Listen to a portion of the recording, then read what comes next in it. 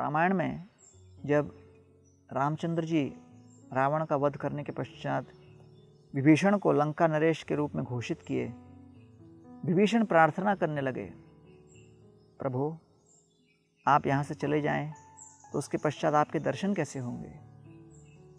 रामचंद्र जी ने कहा, चिंता मत करो, समुद्री तट पर जगन्नाथपुरी में मैं जगन्नाथ के रूप में उपस्थित रहूँगा, प्रतिदिन आपको दर्शन दूंगा। कहा गया है उस दिन से प्रतिदिन विभीषण आते हैं रात्रि के समय जगन्नाथ जी का दर्शन करने। एक दिन विभीषण जी ने जगन्नाथ जी से प्रार्थना की, प्रभु मैं तो प्रतिदिन आ रहा हूँ आपके दर्शन करने, आप लंका एक बार पधारिए। जगन्नाथ जी स्वीकार किए और चलते चलते उन्होंने अपने भक्त बलराम दास को अपने साथ में ले लिया और अपने हाथ में एक स्वर्णिम घड़ा लिया जिसमें जल था, और उसको लेकर जब वो लंका पहुँचे, विभीषण ने बड़े प्रेम पूर्वक उनका स्वागत किया और सुंदर मोगरा के हार से उनको स्वागत करते हुए मोतियों की माला भी पहनाई और हर प्रकार से उनका सत्कार किया। कुछ समय रहने के पश्चात जगन्नाथ जी बलराम जी के साथ पुनः लौट के आ गए, और जब लौटे तो बलराम दास अपने हाथ में उस मटके को लेकर रखे और जगन्नाथ जी को लौटाना भूल गए।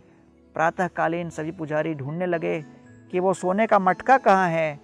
बलराम जी आके वो बोलने लगे कि मैंने मटका चुराया है। बलराम दास की वाणी को सुनकर सभी को लगा इसने चुराया है, लेकिन उसने कहा नहीं, मैं राजा को वर्णन करना चाहता हूँ। राजा के सामने लेके आए तो राजा के सामने उन्होंने पूर्व रात्रि की संपूर्ण वृत्तांत वर्णन कर दिया। राजा को शंका हुई, लेकिन जगन्नाथ जी का जब दर्शन खुला, उन्होंने जगन्नाथ जी के सुंदर विग्रह के ऊपर वही काले मोगरे का एक अद्भुत हार देखा, मोतियों की माला का हार देखा, और वो समझ गए कि ये जगन्नाथ जी ने विशेष लीला अपने भक्त विभीषण जी को संतुष्ट करने के लिए किया है।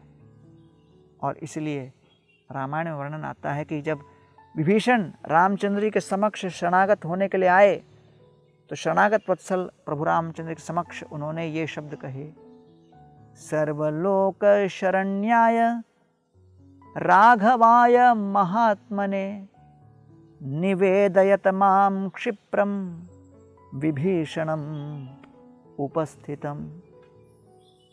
सभी लोगों को शरण देने वाले हे रामचंद्र जी, मैं आपके समक्ष आया हूँ, शरणागत होने के लिए आश्रय दीजिए।